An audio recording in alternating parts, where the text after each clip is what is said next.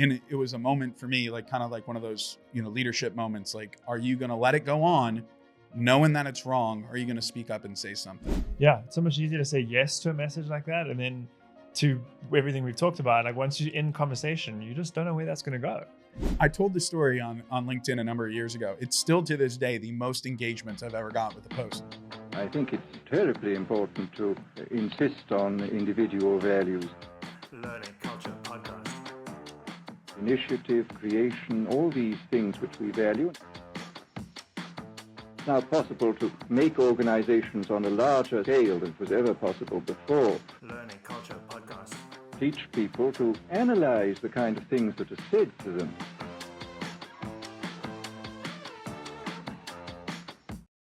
Matt, welcome to the show, man. Happy to be here. Yeah. Thanks for having me, Andrew. I love it, man. You made it into the city. We're here in person. This is going to be so much fun. So you and I just met. Part of what I'm so looking forward to today is to get to know your story, because it's super interesting from what the reason we met, and then the conversation we've had so far. So, and what you've written about it.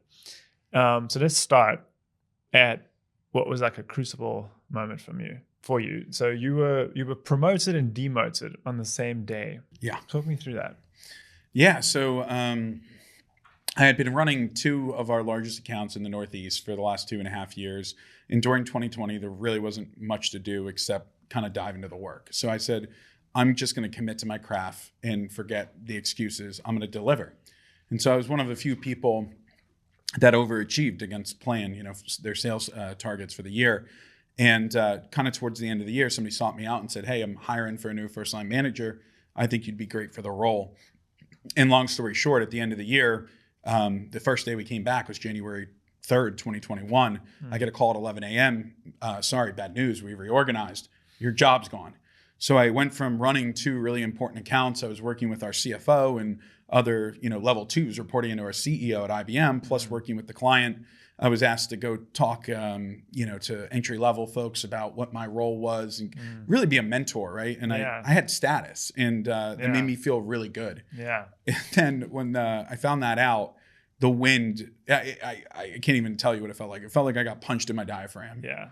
And I had been working two jobs for them simultaneously, managing that team for 2 months and doing my former role. Yeah. And so I felt blindsided and I felt betrayed. Yeah. Yeah. Now that could crush most people, right? You went through, you said to me a nervous breakdown, right? And you went through a mental health journey from there. Like, how did you use that experience as fuel? And talk me through what that journey was like, because I'm genuinely interested in that. Like, I know people don't talk about this enough. Like, what was that comeback like? Yeah, and I just want to kind of do the lead up too, right? So working two jobs simultaneously over Thanksgiving break, I actually wound up in the ER. And I thought I had appendicitis. Jeez. And it was just psychosomatic. And that should have been, the red light. You're overdoing it. You got to cut back somehow. Yeah. And instead I'm like, no, I got to double down because I want this promotion. I want to show IBM what I'm capable of. Were you conscious of that at the time? You're like, fuck, I'm burning out here. Yeah. Very conscious, because that's all I was doing. All I was doing was working. And I had to, if I wanted to get the results in both roles. Yeah. I said to myself, I said to my wife, I feel like I have a date with destiny that's coming. Like something's got to give. And that was, in fact, the news. And so on that day, it was the worst day of my life at that time, right? I had worked for, I think, 9 years at that point or something like that to become a first-line manager at IBM. It was a goal of mine since the day I walked in the door. But the good news was, after I started having multiple panic attacks a day, sought out a psychiatrist, got on medication, hired a life coach who really helped me. I started traveling. I got in a van. I started going around the country. My wife was also unemployed, and I was on short-term disability. So I had some income coming in and I had benefits, so I didn't have to just jump back into work. Yeah. And it allowed me to start to discover who I am as a person. My father said something to me that I think has had a bigger impact on me than anything. You're on stage 24 hours a day. And he probably said that to me when I was 8. Wow. So I kind of grew up feeling like I was constantly being scrutinized, and that I was supposed to welcome criticism by anyone and anyone as valid.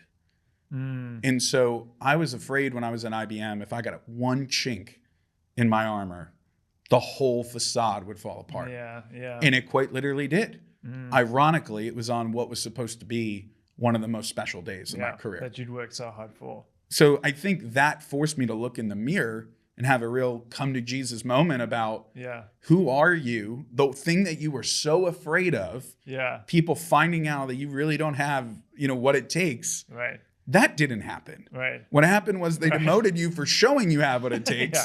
So now, what is the point of playing the game? Yeah. Who are you serving? Yeah. So that forced me really to look inwardly, and I saw an opportunity to be vulnerable, to be public about what I was going through. And trust me, that was met with plenty of criticism in private conversations, in DMs, right?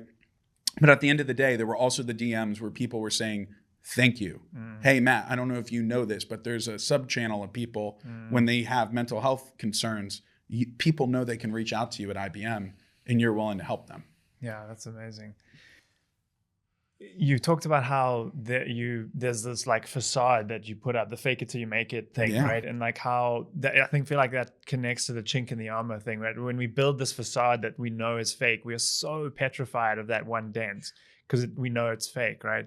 And like, but at the same time, you were delivering results and you were, I guess, being authentic to yourself, right? So like, how did that, when that facade broke down and now you're showing up and I can see this, man, like as yourself, like fully, what was the difference? Because that could be like kind of subtle, right? One of the things I learned from working with my life coach was we all have many facets, right? Like we're like a diamond. Yeah. And I had one facet that I was showing publicly. So I had all these other facets, some of which were talents, some of which were interest, curiosities, all sorts of things, right? Yeah. But I believed that I had to be on this business, outcome oriented, very judgmental, again, kind of monoculture that I thought I would get rewarded for. And so I was really doing a disservice to myself. I was doing a disservice to my partner, my wife, to my friends, right? I was literally limiting myself by only showing this one side. I think that's such an important point because it's not even necessarily that you were creating an entirely new personality. You were just showing one part of yourself. Like that was the fake. Yeah, I'll just say it was that intensity that came with that thing my father said, you're on stage 24 hours a day. Yeah. So you have to be buttoned up. You have to be polished. Right. And naturally, when you have that kind of pressure, you screw up all the time. Right. We're humans. We do, right? But then you internalize that and you beat yourself up. And it's really not a healthy way to live life. Yeah. Because on the flip side of that vulnerability is your greatest creative expression, right?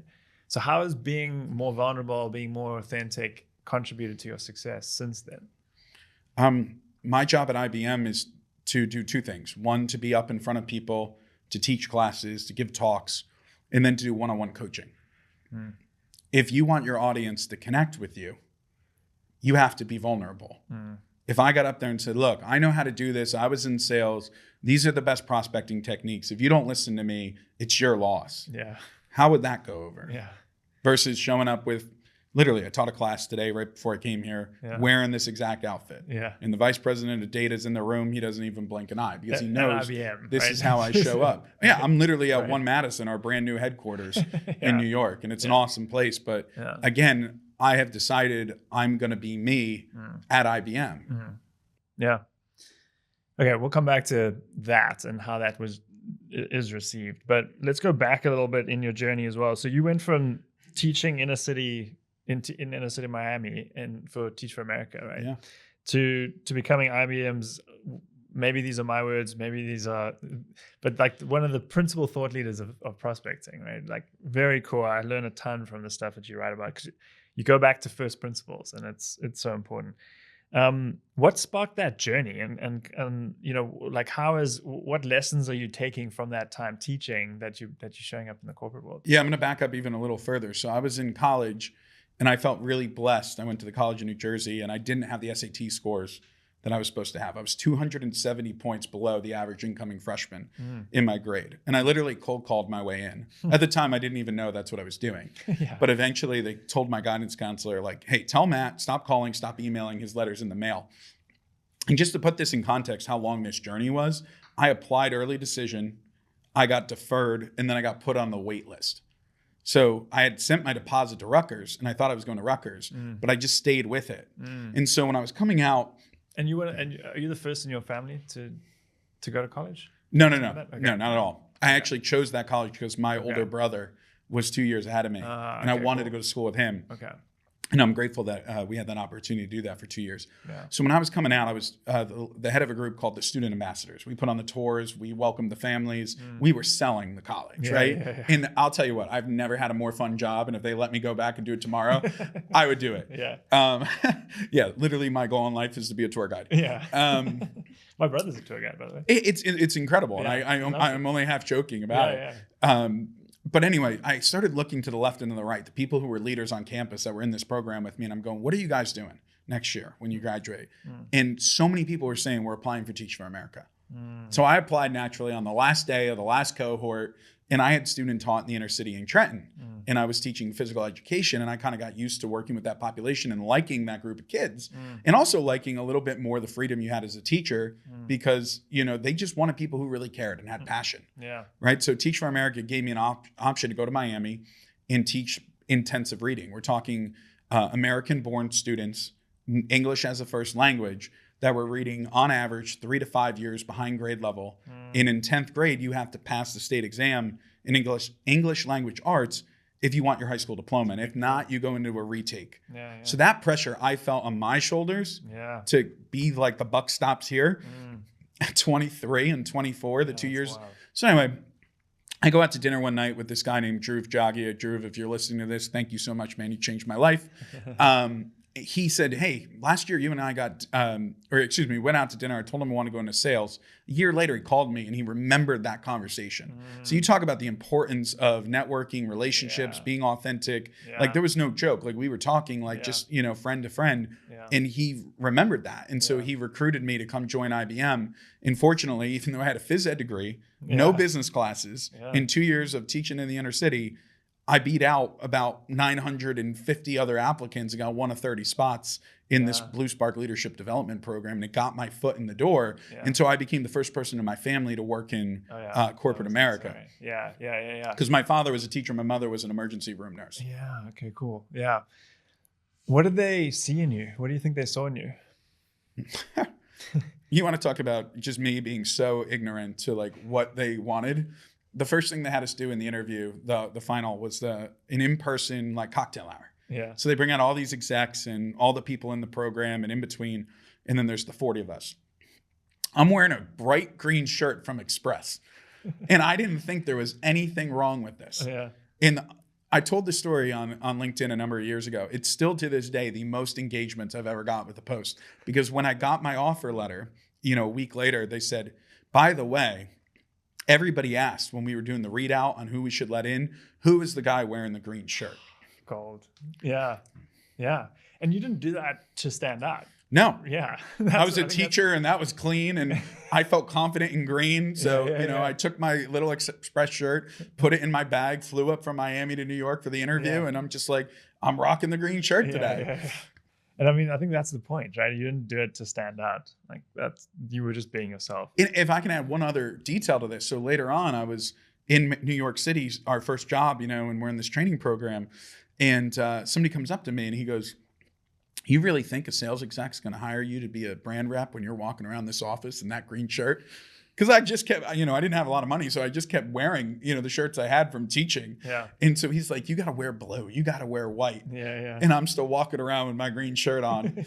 I guess it worked out. But it's just funny how it shifted from the time I was outside. It was perceived as good. And then when I was inside, it was perceived by some as, what are you doing? Yeah. It's funny. I started my career in consulting at KPMG. So I spent 12 years there, big blue company as well. And very buttoned up. And when I started there, I had dreadlocks, right? So really? Yeah, in Cape Town, this was somehow allowed, right? I don't think it would fly here at all. But I was in a division where the partner in charge there, somehow was cool with it.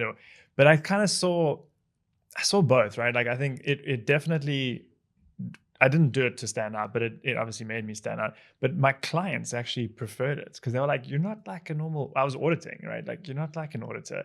And a lot of people get their defenses up when the auditors come in, right? Right. And that just like made it so much easier to talk to people and just to get the job done that we needed to do. And again, speaks to that authenticity and just being yourself. Yeah. Love that. Yeah. Who would have thought we'd bond over that kind of stuff? Over your Andrew's dreadlock. Yeah, right. Yeah. So you spent $14,000 on your own education while you were in a big company that has, like, I know at KPMG, you get tons of training courses and opportunities in that. Why did you invest in yourself like that?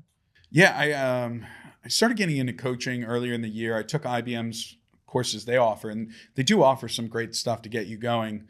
And I kind of maxed out like what I could do internally. And so I was like, where could I go to really double down, become an expert?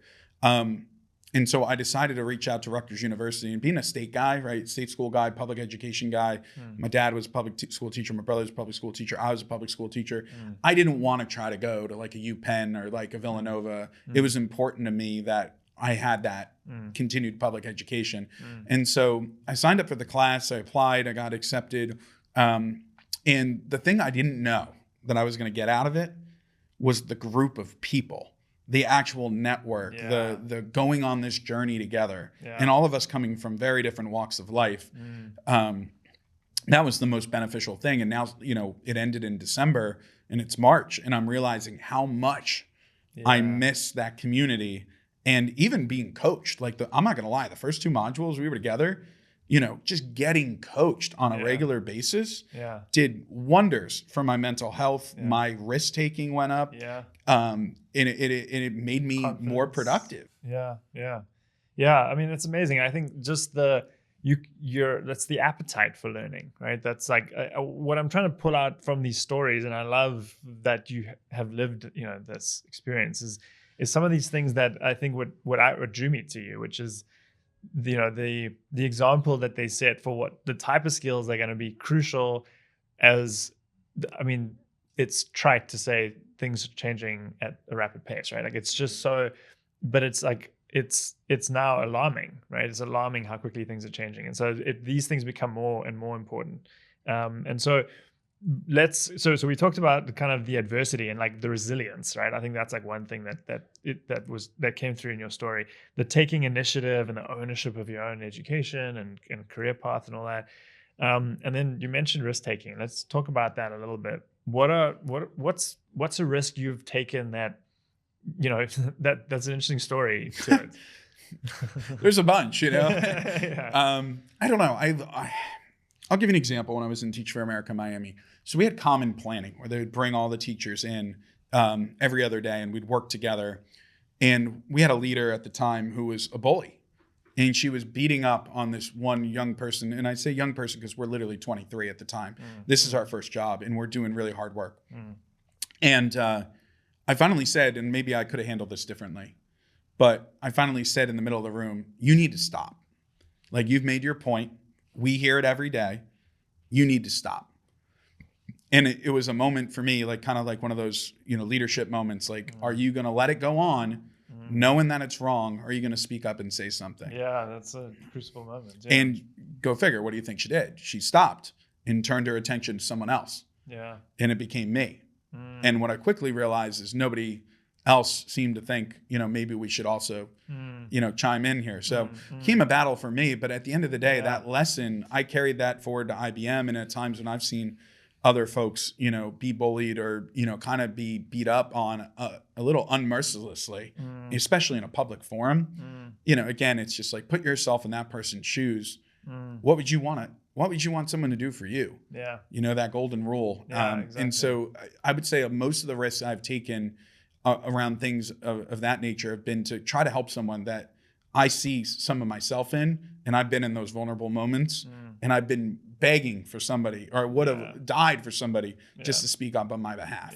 So I don't know if that answers your question, but that's what comes to mind. Yeah, no, it does. I mean, you acted like we all go through that where we know what's right, and then we faced with that decision, right? And it's a split second decision. Like, do I actually do something about this, or do I just let it slide? And often the letting it slide part comes from a fear of failure, or a fear of like looking different, a fear, Or negative career consequences, right? Like, yeah, like very you're not real going to get external- what you want Yeah. if your boss thinks, you're going to tell her what's up, Yeah. when she's, bullying someone on the team. Yeah. So most people are like, I'll just keep my head down and let that person deal with that. Yeah, and I'm wondering if, I think what's interesting about it is that split-second decision, right? Like, can you think of a time where you didn't take the action? Like, is there? Oh yeah, there was another example where I had just joined the sales enablement team at IBM, and my leader now is not the person who was running the team at that time. And I was watching, as was my entire team, our leader beat up the same person on every weekly call. And so I started Googling like psychological safety, and I found an article by the Harvard Business Review about how not only is this bad for the individual, it actually destroys the productivity of the team. And so what I realized is that we had a hierarchy, and it was our leader, and then there were 1 or 2 people at the top of the pyramid. There were 3 or 4 at the next rung of the pyramid, and then there's what I call the JV team. And there was me, another person who had come in at the same time, and this other person who was the one that was just the punching bag. And so we really could only work on a handful of projects because everything was about control from the top down. And so there was no creativity. There was very little collaboration. There was zero risk taking. And as a result, we kind of just with the results. And then we got a new leader, and within 5 months, everything changed. The dynamics of our team changed. The trust that we have in one another. The finger pointing was gone. The politics were gone. The blame, the shame, like all the negative stuff was gone. And she would literally ask people, and this is who I work for now, she would literally be like, what do you want to go do? What are your passions? What ideas do you have? And then she would give you opportunities to go do it. And it's like, wow, go figure. Our team is killing it. Yeah, and then you go to the culture that brings through the team, and how important the leader is to kind of set that tone, right? And then you see that trickle down all the way through. But I had never seen that. Like, I've had 14 managers in 11 and a half years at IBM, and I've never seen somebody change a culture so quickly just by being open-minded, flexible, not I'm the smartest one in the room, not I have all the answers, not you're here to execute my vision. Right. But collectively, what do you think we can do? What's possible? And how does it tie back to what we're being asked to do by our senior leadership? And how does a leader embody that without sounding like you don't have a plan? Yeah. I mean, don't get me wrong. We get our priorities from the top, but then, those are very broad. Yeah. So where do we see, based on, again, kind of using the scientific method, going out, doing interviews, talking to the people, if there's any salespeople listening to this, here's a pro tip. Talk to people on the ground. They're the ones who have the pain. They know what the struggle is. They know where the gaps are. The leaders at the top, they don't have that view, right? They don't live that. So I think by her, allowing us to go and spend time with the field, the people that are doing the work, man, did we learn a lot about what was needed and what we should prioritize.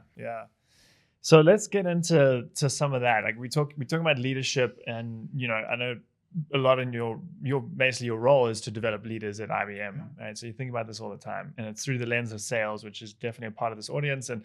And so let's talk about some of those skills and like how some of the lessons. I think this was a good like kind of context setting for what you bring to the conversation.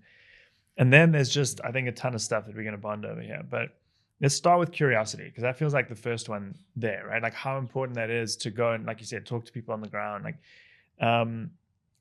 you reference on your LinkedIn, I love this book, How to Know a Person by David Brooks. Like, what's like the number one thing you took from that book?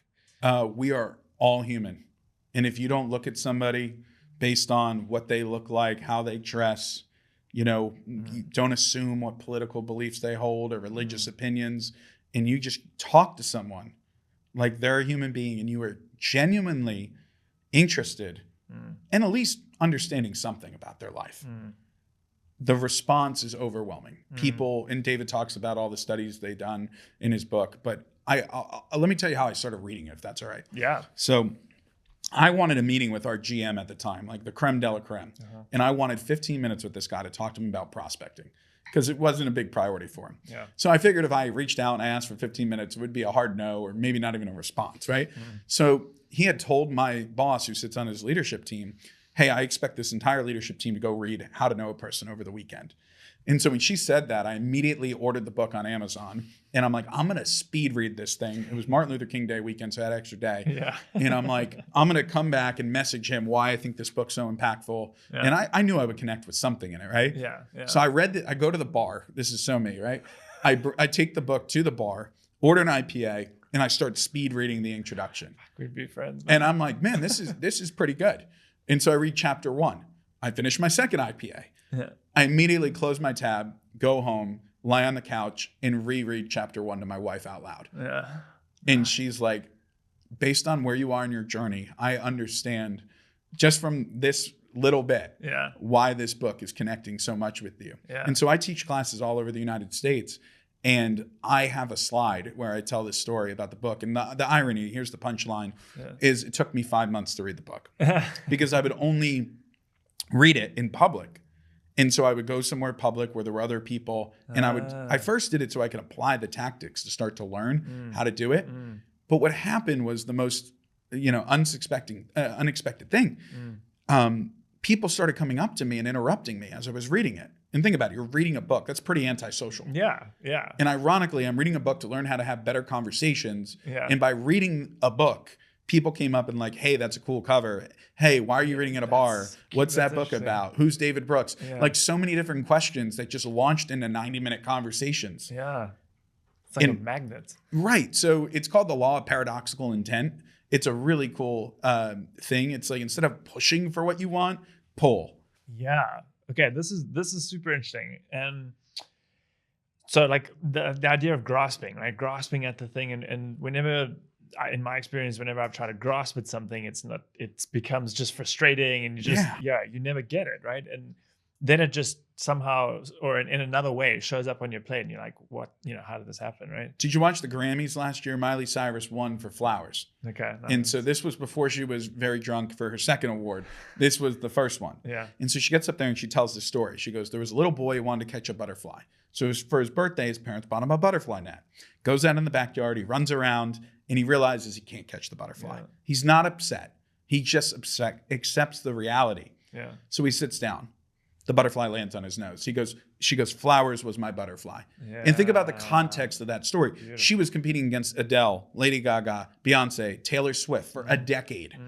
Maybe the toughest class of people to compete against in her field for a decade, and she had never won. And she could be striving for the perfect song. Exactly. All the time, and she mentions it was the producers wanted one thing, and my agent wanted, and the fans. And I just did Flowers for me.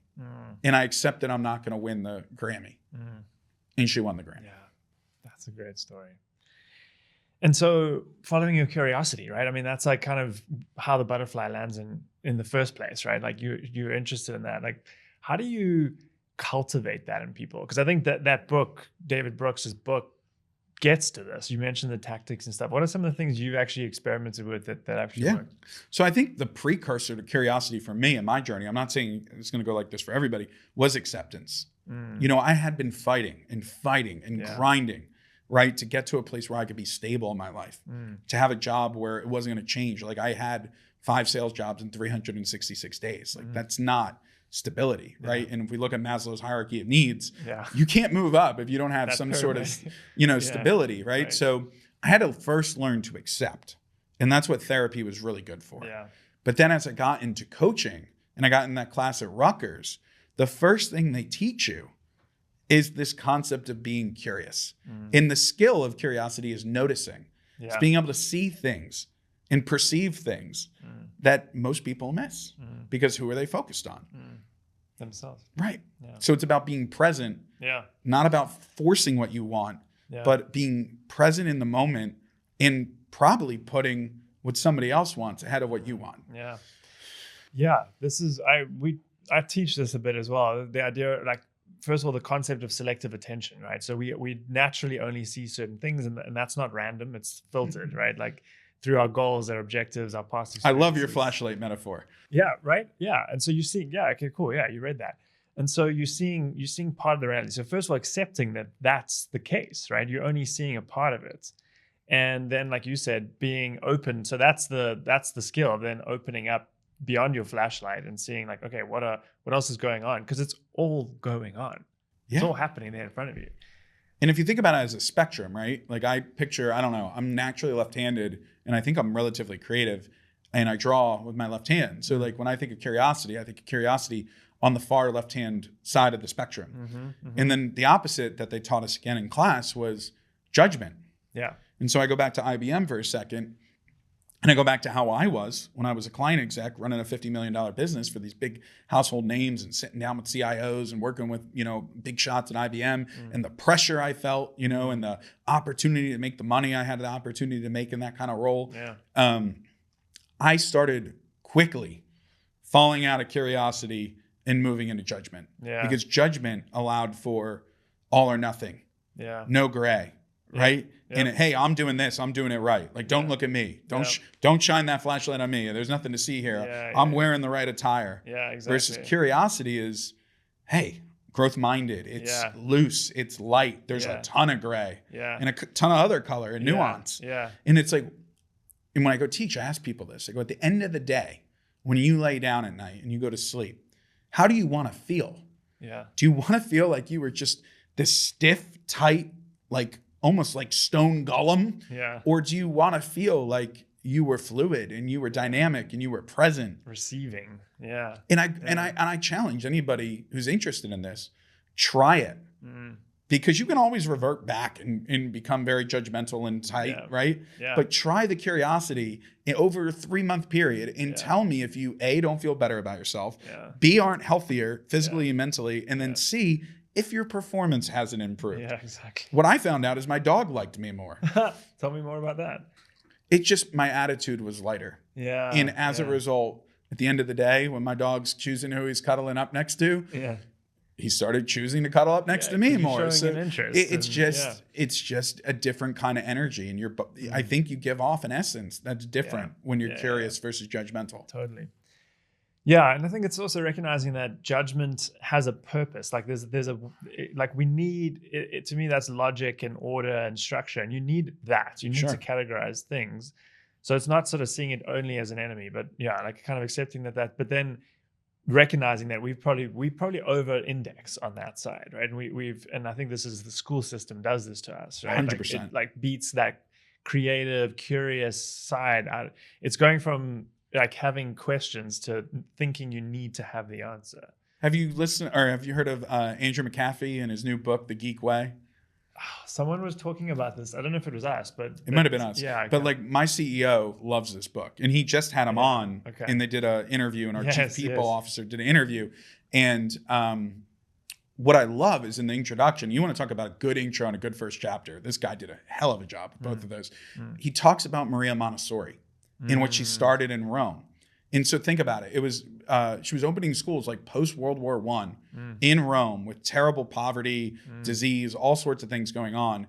And she was able to outperform traditional school systems because children had freedom. They had choice. They were able to be curious.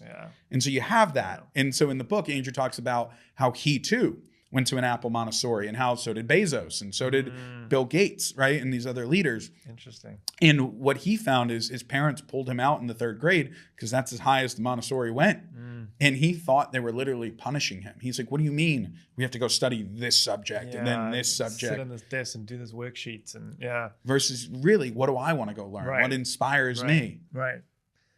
Yeah, I mean, I can get into that. Like, this is, to me, it's somewhat tragic that like I'm picturing my kids having to sit through that at some point. Like, I do think that that's luckily changing, and I think AI and things like that. Like, there's this amazing synthesis school that has an AI tutor, and they just released a video now of demo of kids reacting to it. And it's phenomenal. Like, just where it's like the AI can personalize infinitely to that kid's needs and still teach it maths. Like teach the kid maths. So anyway.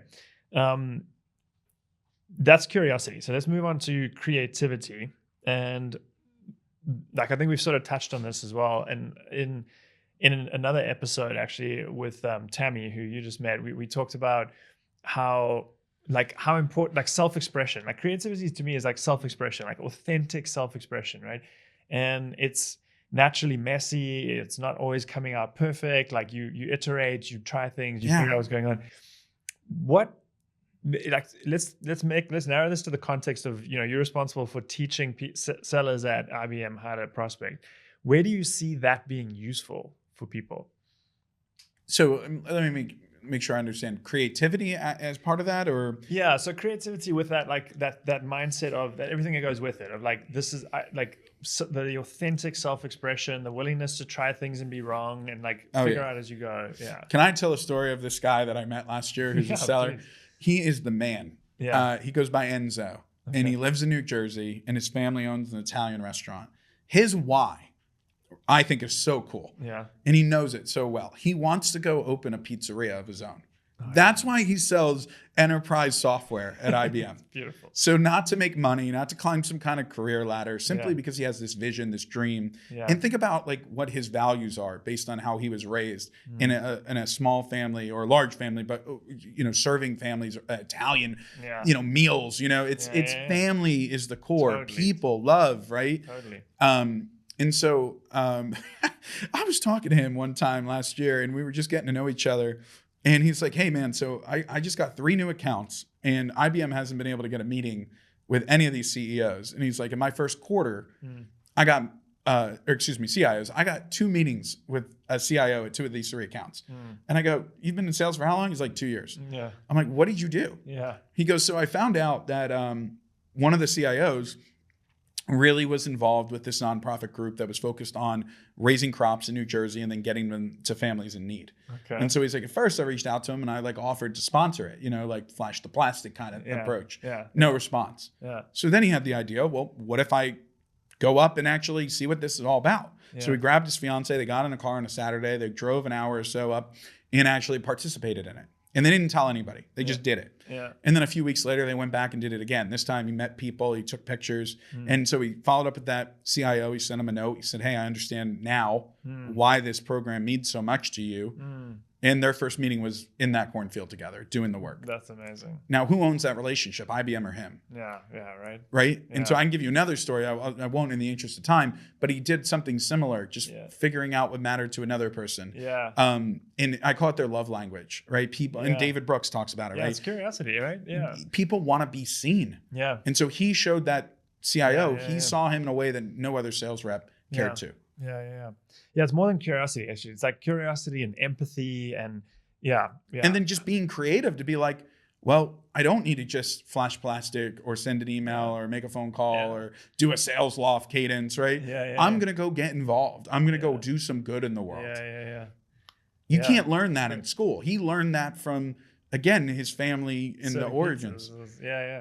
No, I love that story. And it's so, because how many people have probably seen that this guy is involved with this charity and offered to sponsor it? Like, it's just, That's what he learned. He learned the difference between what it meant to really show you care versus to fake that you care. Yeah.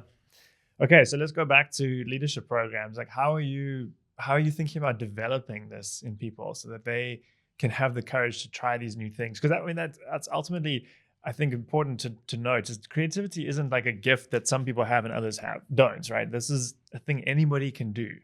It's a spectrum. It's like leadership, if you activate it and you're open to you have to have an openness to try, right? Yeah. And so that's why, just real quick on the judgment, when we're in judgment, like I was before I got demoted, I was judging myself, I was judging others, I was afraid. The emotion is fear.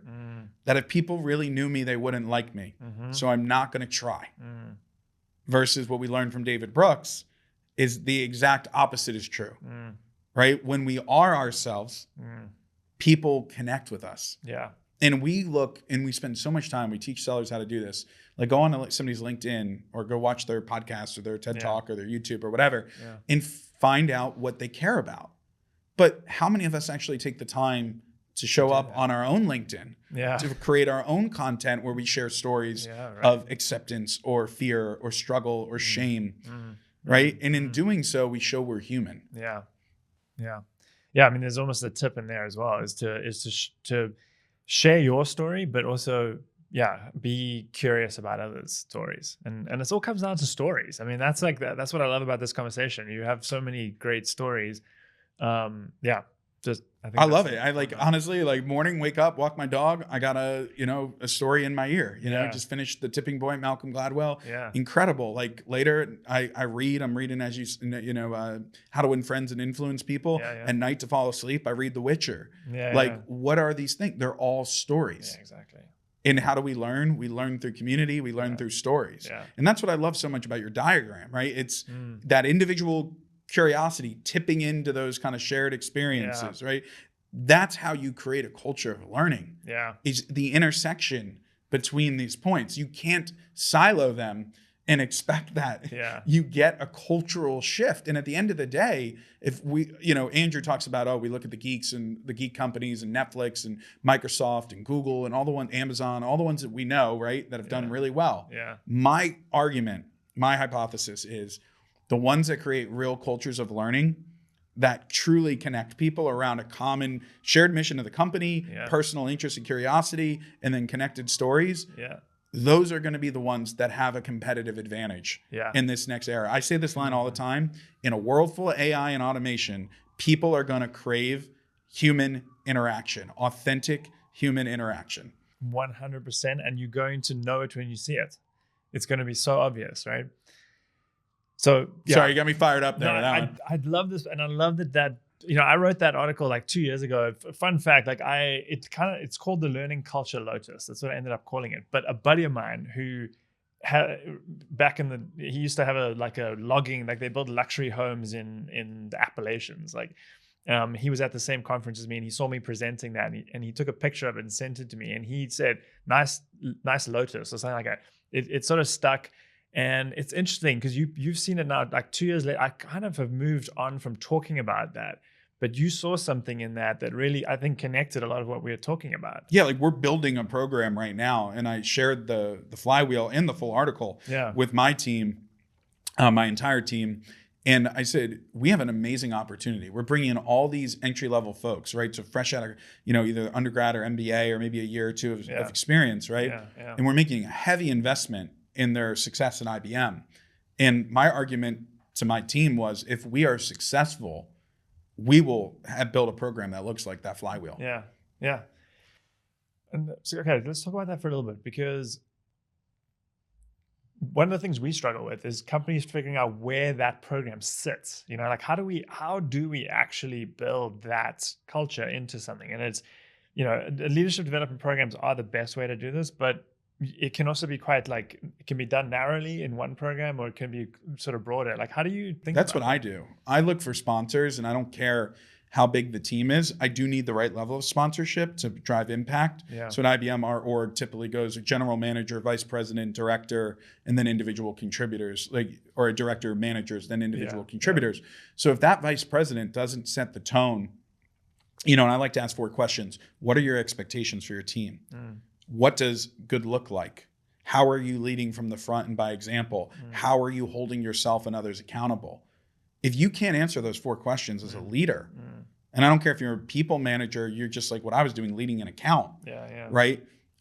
How can you ask people to follow, right? And one of the things I joke about is in math, if I came up with the right answer in high school, I got partial credit. Yeah. What was the other part? I had to show my work. Show your work, right. So as leaders, if we're not able to show how we're managing our time and blocking time in our calendar, which again, I don't know what you're seeing, but I see this as the biggest skill gap with the people I work with. Time blocking. Just managing their time. Yeah. So I'm a huge fan of time blocking. Yeah. But alongside with that is just holding themselves accountable. And what time blocking allows you to do is set a goal, set a period of time to get it done. And again, maybe move away from the traditional goal setting, I need to get this many meetings, and instead embrace the curiosity and goes, well, what if I were able to do X, Y, and Z? Yeah. Right? And that way you kind of gamify it and experiment, and you feel creative instead of feeling hey, I got to get through this mountain of work. Yeah.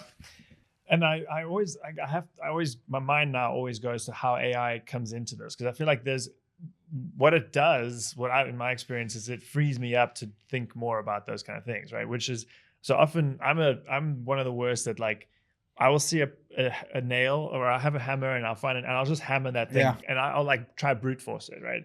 And I could spend a week like that and then like realize, wait a minute, if I just done this other thing, which I didn't have sort of enough perspective to see, it would have saved all that time, right? So like, and I feel like AI is going to do that. It's going to help us, and I'm seeing that, right? I can start to take a lot of the like a simple example. I put all the conversations I have with my team in a Claude project, and it helps me keep track of things we've talked about, things we need to talk about, right? That saves a ton of time having to prep for the next meeting because it's all in there. I can query it. I'm prepped, ready to have the conversation. Yeah, it's organized. Yeah, and that's the most important part, is the conversation, right? That's where you want to be ready and intentional and present, like you said, right? And so how are you seeing this at IBM, if you can speak to that, like where AI is helping free people up for more strategic thinking, more creative work? Yeah, honestly, I haven't seen it yet in my line of work. We're getting there, right? You know, we weren't the initial use case, but what I love that I'm seeing is people are thinking about it and they're experimenting and they're drawn towards it. So we got a couple experiments. I'm not going to go into them today, but I'm excited about what the potential could be. Yeah. But again, my key with AI and automation is first you got to do the work.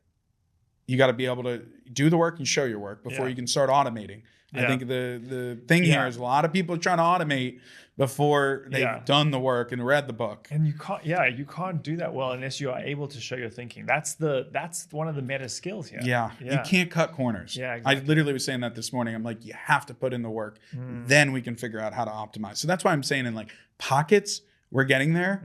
But believe it or not, we really had to invest a ton of time, and it'll shift in 2 weeks, right? What the base of knowledge and skills that we expect people to have, because we don't have that fixed mindset that we have it all figured out. Yeah.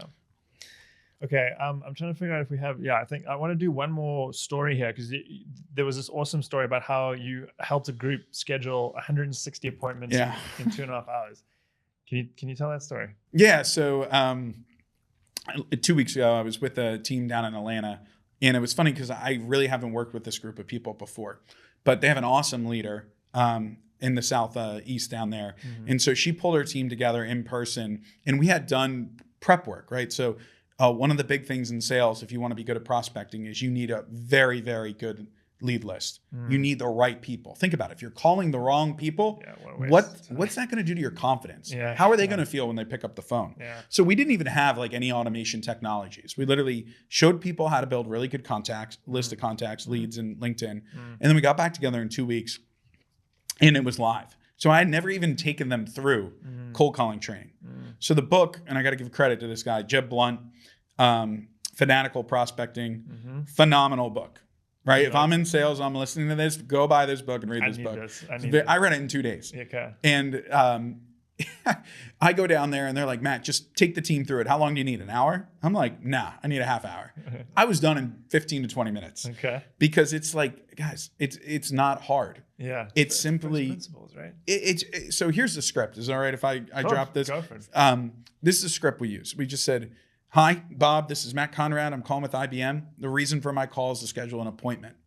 Most blank leaders I speak with are insert a strong emotion, frustrated, angry, worried, anxious, whatever, because insert data point. I'm curious what you're seeing. How's Tuesday at 8:45 for a 15-minute conversation? That's how we booked 160 meetings in 2.5 hours. Yeah. I mean, being on the receiving end of that, it's just so clear what this is going to be about. And it's clear if it's a yes or a no, right? Like that's all it's asking for. And we're not trying to sell you right then on the phone. If you're cold calling and you're trying to sell or trying to qualify, like I hate when people say, hey, I'm doing, a discovery, I'm doing a first call and I got to get BANT. Budget, authority, need, and timing. Who does BANT serve? The customer or the seller? Yeah, definitely the seller. Yeah. And so why does the seller need that? Because their sales management said that's what good looks like. Right. Well, I would argue the data would say that it doesn't. Right. And if we're just going in with what we want, instead of simply just saying something, I'm curious what you're seeing. Yeah. That's so it. It's so much easier to say yes to a message like that, and then to everything we've talked about. Like once you're in conversation, you just don't know where that's going to go. Yeah, and you put it on the 45 mark, and you ask for 15 minutes, and that way they know you're serious. That's smart. So you go 8:45 for 15 minutes Yeah. instead of saying 8 o'clock. Yeah. Because now you know you're going to blow that out. Yeah. Oh, I love that. Yeah, just a little detail. Yeah. And these details matter. Okay, I wish we had another hour because like there's so much more to get into. So I'm going to try and land this plane now. Let's talk about why this all matters, right? What do you believe is at stake for legacy companies that, and when I say that, like what are we talking about here? Is like these first principles, these skills of curiosity, creativity, like being authentic, being yourself, and all of that, right? For legacy companies that fail to develop this in people, because let's be honest, most people at companies are hiding behind that facade of what they think they need to be, right? What's at stake for companies if they don't change that? Just blending in, not being part of the next conversation. So at every end of every class, I tell my story, right? I share a bit about it. I share a little about David Brooks' story that I shared earlier with you. But I remind them, I'm like, you were hired for a reason. We don't need another carbon copy of one of our sales leaders. We need you to be you. And when I do one-on-one coaching, I always ask people this. I said, if I was with your friend group and I asked them, what's the thing that you bring that makes you unique, special? What is it? And they tell me. And no matter what that thing is, I then follow up with this question. How are you bringing that to your customer? How are you bringing that to your job? And I've had people literally break down in tears in front of me because it was like a eureka moment where they're trying and they're working and they're grinding and they're burning out and suffering. Yeah. Literally watching their own mental health deteriorate because they're trying to fit who they are into what they think their corporation wants them to be. Right. And if I can just mention, I fell into this trap with a woman named Sally Hogshead. Not sure if you're familiar with her, but we brought her out to speak at a conference in 2014. At the time, I thought it was the most brilliant talk I had ever sat in. Her book is called How the World Sees You. And so it's all about identifying how people view you and then talking about yourself in terms of that. Yeah. But think about it. That is disingenuous. That's serving what other people's perception of reality is instead of people spending time on what their values are. Right. It's weird because it sounds on the surface like, oh yeah, that makes sense. But yeah, no. Try it for a few years and see where you're at. I mean, for me, it was not the best. Chasing shadows. Yeah. Right. And don't get me wrong. At first, it was really helpful. Like I got promoted. I got opportunities. Yeah. That's the problem, right? But it's like that Dorian Gray, kind of bargain. Yeah, you get like that immediate feedback and it's like it's reinforcing and But then you work yourself up to this point of fake it till you make it and you start to crack. And I'll just be vulnerable here for a second. Like I literally would go into meetings with CIOs and I would be taking Xanax before meetings because I'm like, they're going to see that I'm not qualified to be in this room. Yeah. Instead of just being curious about who they are, what they want to accomplish, what matters to them, how I can help them. Yeah. And if I would have done that, I probably would have made more money and I probably would have felt a hell of a lot better about myself at the end of each night. You know what's funny is like when you just do that, right? When you just be curious, like I think everyone can be good at that as well, right? It's not hard. It just is a skill that you need to practice. Yeah. So exactly. I challenged everybody today in my class down at our office in New York. When you go on your walk later today, and it's got to be a walk you've done many times. Yeah. Put the phone away, take the earbuds out. Just 3 minutes. Yeah. I want you to notice as many things on that walk that you possibly can that you have never seen before. And then when you stop, just jot a few of them down. You can do it on your phone if you don't have a pen and paper, but there's something powerful about hand to paper that beats fingers to keyboards. Yeah. Yeah, totally. And then that becomes a practice and that's something that you can do all the time. Yeah. I'm trying to figure out a way to end this because you've just delivered so much value. Like it's been amazing. I've enjoyed this conversation so much. Let's talk about the last piece of advice you'd give people. So to set the context a bit, we're in an environment where all these things we've talked about, we're coming out of an environment, I think, where all of these things we've talked about are not encouraged, right? It's not something that's typically taught. We're talking about bringing a fresh perspective on developing leaders that feels going back to first principles, going back to basics, but in a way that's like, I think kind of difficult for some people who've made it to the high level, right? So the people who are signing off on things to accept that it's not just that. It's way more complicated than that. You don't get it, right? So think about when they recruit people for senior leadership, right? Especially at these big companies and these companies that have been around for a while, right? They have a culture, right? It's been defined. It's been set. I'm not saying the culture doesn't evolve. It clearly evolves. Yeah. But if we recruit, train under the same style leaders, and those folks went to the same MBA programs and live in the same part of the world, right?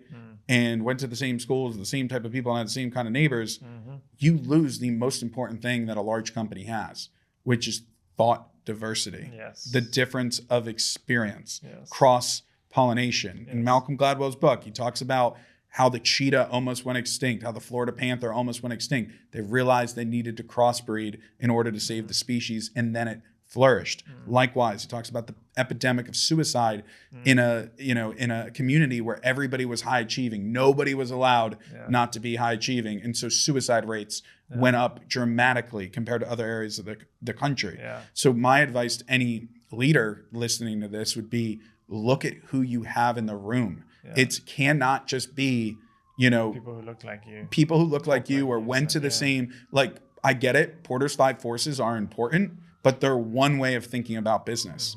There are disruptors out there in your company right now with great ideas. How are you finding those people, cultivating that talent? And instead of telling them to look like you in your culture, you're starting to adapt to allow them to influence the blend that defines your company. That's how you retain people. Yeah. Beautifully said. Matt, thanks so much for coming on, man. It's been a pleasure. Yeah, absolutely, Andrew. Thank you for having me. Hello. I hope you enjoyed that episode. It's Andrew again with a quick message. If you'd like to support the show, the best way to do that is to leave us ratings and reviews where you listened. If you're on YouTube, hit the like and subscribe buttons and feel free to leave a comment. We love hearing from our listeners and viewers. If you're listening to this on Apple Podcasts, please take the time to give us a rating and leave a review. Once again, we love hearing from our loyal listeners. If you're listening to this on Spotify, please hit the follow button to make sure that you don't miss new episodes as they come out. See you next week for another episode of the Learning Culture Podcast. Thank you for listening.